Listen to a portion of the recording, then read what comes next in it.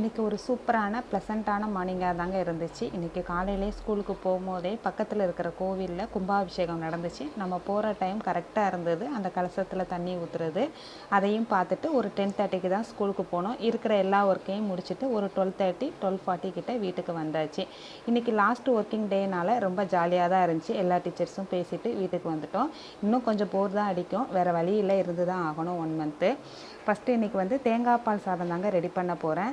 இது எப்பொழுதுமே நாங்கள் ரெடி பண்ணுறது தான், ரொம்ப நல்லாயிருக்கும். இந்த மெத்தடில் செஞ்சு பாருங்கள். ஒரு 2 தேங்காய் இருந்தது, அதை தான் எடுத்து நல்ல சில்லாக எடுத்து வச்சாச்சு. அதுக்கப்புறம் தேவையான வெங்காயம், தக்காளி, இஞ்சி பூண்டு பேஸ்ட் எல்லாத்தையுமே ரெடி பண்ணி வச்சாச்சு. இந்த தேங்காய் பால் சாதத்துக்கு நம்ம அதிகமாக வெங்காயம் தக்காளி சேர்க்கக்கூடாது. ஒரு 2-3 அவ்வளோதான் சேர்த்துக்கணும். தேங்காய் பால் எடுத்து நல்லா ஃபில்ட்ரு பண்ணி ரெடி பண்ணி வச்சாச்சு. இதுக்கு தாங்க டைம் ஆகும், மற்றபடி ஈஸியாகவே முடிஞ்சிடும். இந்த தேங்காய் பால் சாதம் குழந்தைங்களுக்கும் ரொம்ப பிடிக்கும். இப்போ குக்கரில் எடுத்து வச்சாச்சு. தேவையான அளவு எண்ணெய் ஊற்றிக்கோங்க, அல்லது நெய் கூட விட்டுக்கலாம். அடுத்து பட்டை, கிராம்பு, லவங்கம், பிரிஞ்சி இலை எல்லாம் போட்டு நல்லா ஃப்ரை பண்ணிக்கோங்க. அது கூடவே நம்ம கட் பண்ணி வச்சுருக்கிற வெங்காயம் அதை லைட்டாக வதக்கிக்கோங்க. ரொம்ப அதிக அளவு பொன்னிறமாலாம் சேஞ்சஸ் ஆகக்கூடாது. கூடவே ஒரு தக்காளி, அதை நீங்கள் விருப்பப்பட்டால் போட்டுக்கலாம், இல்லைனா போட தேவையில்லை.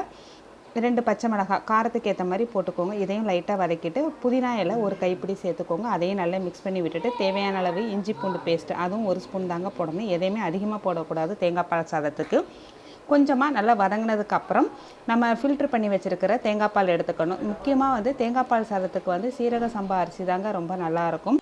என்கிட்ட சீரக சம்பா அரிசி இல்லை, அதனால் பாஸ்மதி ரைஸ் தான் 1 கப் எடுத்து ஊற வச்சுருக்கேன். இப்போ அதை நல்லா ஃபில்ட்ரு பண்ணிவிட்டு 1 கப் தேங்காய் பால் ஊற்றியாச்சு. அது கூடவே அது நல்லா கொதி வர வரைக்கும் வெயிட் பண்ணணும். தேவையான அளவு உப்பு சேர்த்துக்கோங்க. ஆனால் சீரக சம்பா அரிசி செம்ம டேஸ்ட்டாக இருக்கும் தேங்காய் பால் சாதத்துக்கு.